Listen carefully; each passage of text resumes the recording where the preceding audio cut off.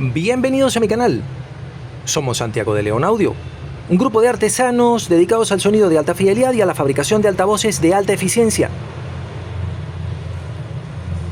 Este capítulo se lo vamos a dedicar a un tópico, a un detalle técnico que he mencionado en videos anteriores y que no ha sido lo suficientemente aclarado y por eso ha producido preguntas que me han dejado en el foro de YouTube. Me refiero al driver caliente y al driver frío. Ese no es el nombre técnico de tal cosa, yo lo he llamado así para simplificarlo. El driver caliente y el driver frío, por supuesto, son determinantes en cuanto a la calidad de sonido que va a tener el diseño del amplificador. Me refiero específicamente a la etapa de potencia. Para hacer esta distinción un poco arbitraria, voy a tomar como ejemplo el diseño de los amplificadores integrados Marantz Models 1122, 1152 y 1180 del catálogo de 1977 y los amplificadores integrados Sansui AU 5500, 6600 y 7700 del catálogo de 1975.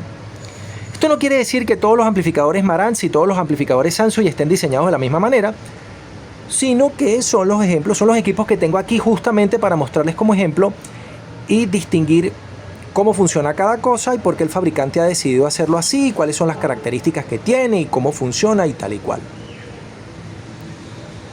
Pero para poder entender esto tenemos que ver qué es una etapa de potencia, cómo está hecha una etapa de potencia. Y para eso el Marantz me resulta un equipo ideal, que ya les voy a mostrar. Los amplificadores Marantz 1090, 1072, 1122, 1152 y 1180 tope de gama que les estoy mostrando acá, de 90 vatios por canal, tienen una característica que me sirve para este ejemplo y cualquiera de ellos hubiera funcionado perfectamente para hacer este video, pero el que tengo es este. Y es que es un equipo completamente modular.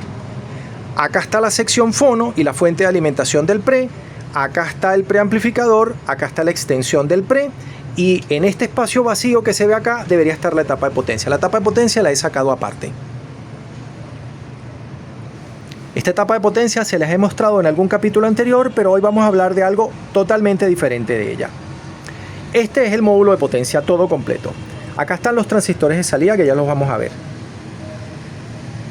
Son los transistores de salida originales, seguramente fabricados por Toshiba, pero reetiquetados como Marantz.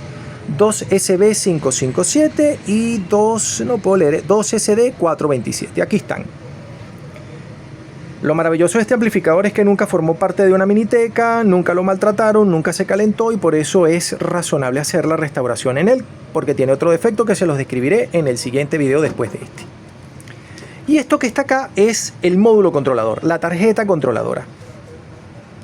Se darán cuenta rápidamente de un detalle, y es que algunos dispositivos han sido montados en un disipador de calor aparte. Los transistores que están montados acá se llaman controladores, impulsores, normalmente drivers. También son los originales.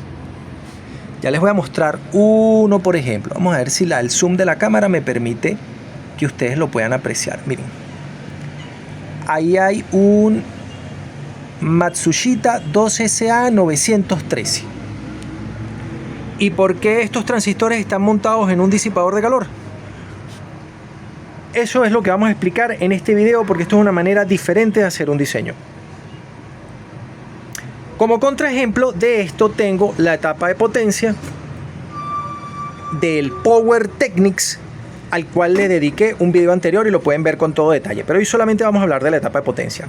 En mi canal verán publicados una serie de 2 o 3 videos que les dediqué a la posible restauración y a la descripción en detalle del conjunto Pre y Power Technics 9200 y también les mostré algunas cositas del 9600 tope de gama.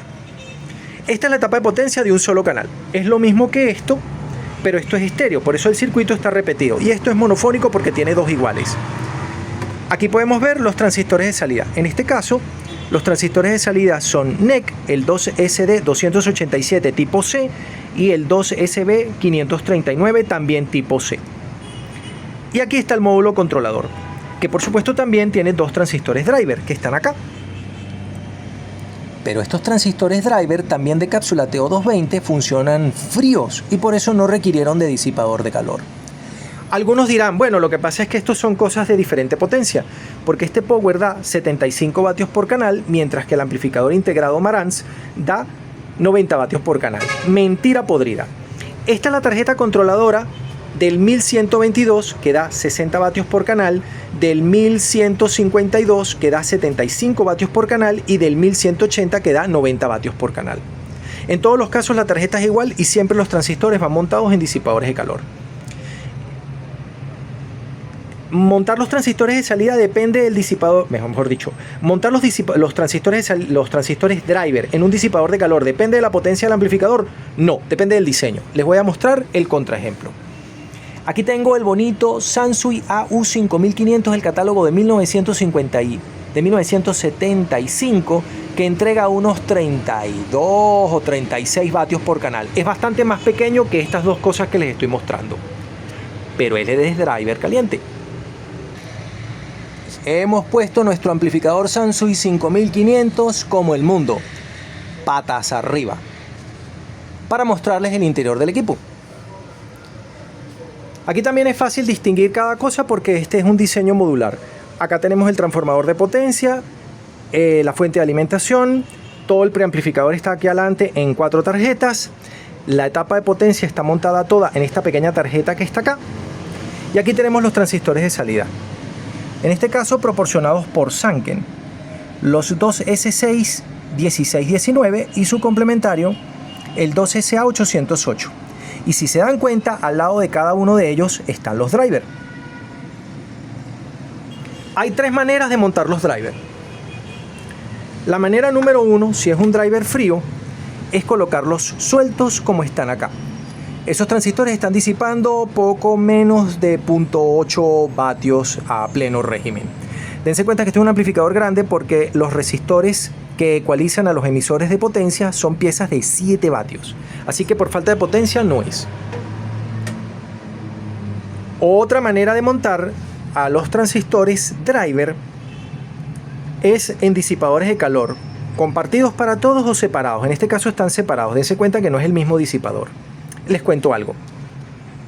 En el diseño de los amplificadores integrados Sansui AU 417, 517, 717, 519, 719, 819 y el tope de gama 919, hay un disipador de calor de aluminio que comparten los transistores driver. Es lo mismo que ponerlos de esta manera, aunque a mí me parece mejor el disipador de calor compartido. Pero aquí son disipadores de calor separados para los transistores driver.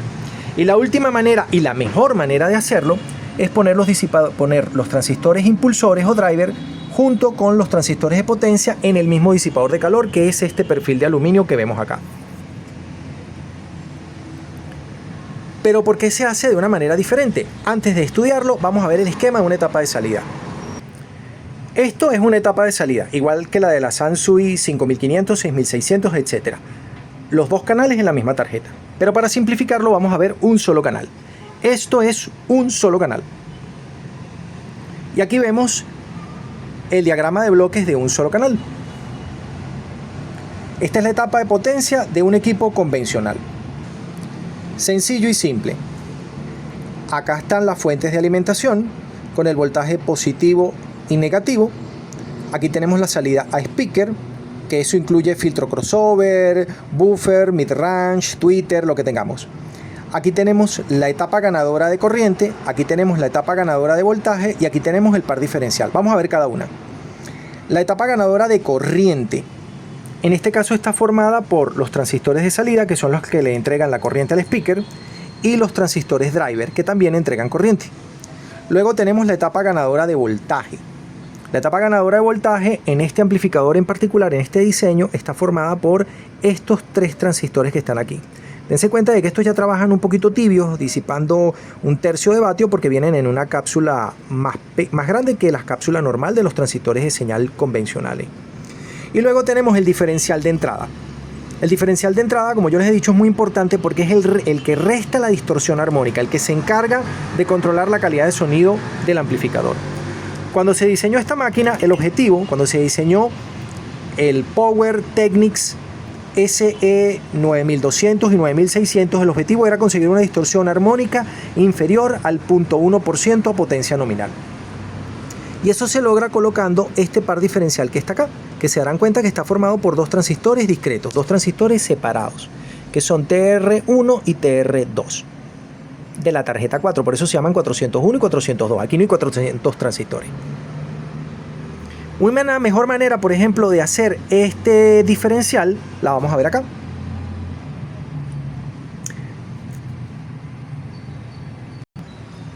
Les recuerdo o les recomiendo que vean este video, que recomienden este video a todos aquellos que hayan visto la primera parte del video que le dedicamos a los módulos STK, porque buena parte de la explicación de cómo está diseñado un módulo STK también está en este video.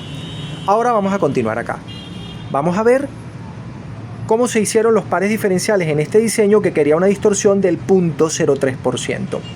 Entonces, el diseño es un poquito más sofisticado. De este lado igual que de este lado, así que vamos a mostrar solamente esta parte de la tarjeta. Tenemos un primer par diferencial que está hecho con esos dos transistores que están integrados dentro de esa cápsula. Ahí hay dos transistores JFET, dos transistores convencionales, dos resistencias y dos diodos, pero básicamente es un par diferencial. Y hay un segundo par diferencial para restar la señal otra vez que está puesto acá. Este segundo par diferencial está encerrado dentro de un termocontraíble, porque es muy importante que esos dos transistores sean idénticos, con la misma ganancia en corriente y con la misma voltaje base emisor de fábrica, y que estén a la misma temperatura. Por eso los han montado de esta manera, y habrán visto en algunas de mis reparaciones que yo monto los dos transistores y los agarro con un T-Wrap. Es el mismo propósito.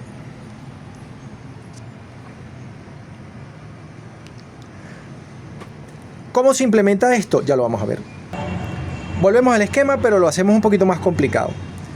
Este es el esquema base de lo que tenemos acá, donde estas dos baterías, la del voltaje positivo VCC y la del voltaje negativo VDD, entran por este conector y son proveídas por la fuente de alimentación y filtradas por los dos capacitores grandes que tiene todo amplificador. Me refiero a estos dos condensadores. Uno dará el voltaje positivo y el otro el voltaje negativo. Siempre es así. Estos dos transistores de potencia que entregan su corriente a la salida speaker son estos dos transistores que están acá. Estos dos transistores que están acá representan la etapa ganadora de voltaje y son en este caso estos dos transistores que están aquí y este tercer compañero que está acá. Y el par diferencial en el esquema básico son solamente dos transistores PNP enfrentados uno al otro, que son estos dos que están aquí. Este esquema se corresponde conceptualmente a este amplificador. Y ahora finalmente lo vamos a ver más completo. Miren, este par diferencial es este par diferencial. Aquí hay una fuente de corriente y aquí hay un transistor ganador de voltaje. Todo esto que está aquí es la etapa ganadora de voltaje, que aquí son estos tres transistores. Acá tenemos los transistores impulsores o los transistores driver, que son estos dos que están acá, o en un esquema más complicado, estos dos que están acá.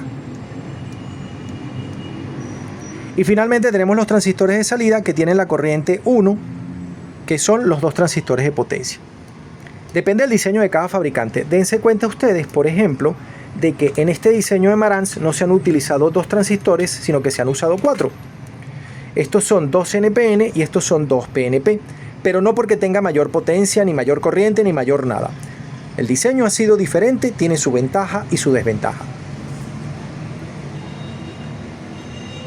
El voltaje de la fuente de alimentación define la potencia que podemos conseguir en la salida.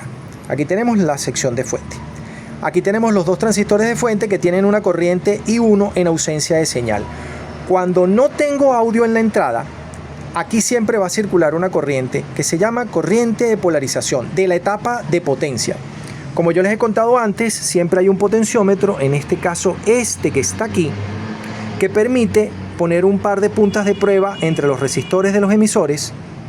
Estos dos resistores que están acá, este resistor es este y este resistor sería este o al revés, para que nosotros midamos aquí una corriente de reposo. ¿Cuáles son las corrientes de reposo usuales?